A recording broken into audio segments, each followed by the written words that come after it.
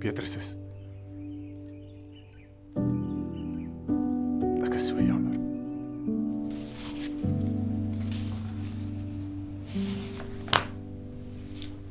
Beste besitting wat ons het is selfverantwoordelikheid.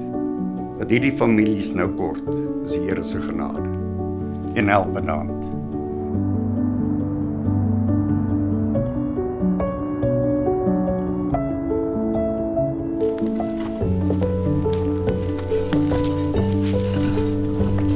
Goeiedag, julle.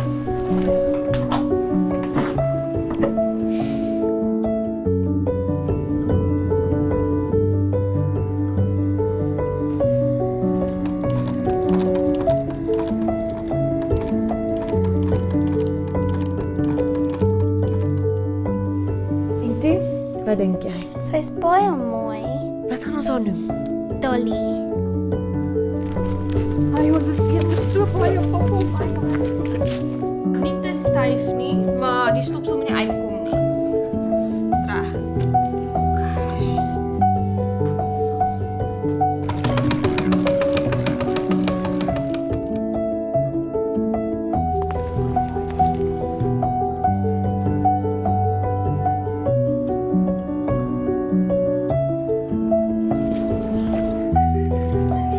Môre julle.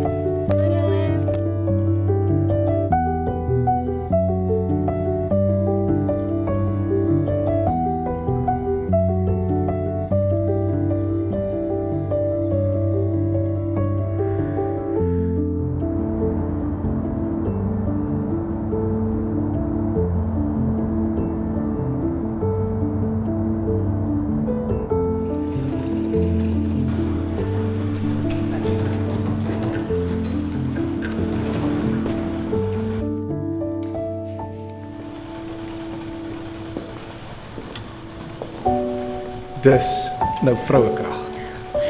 Dis alles te danke aan 'n helpende hand.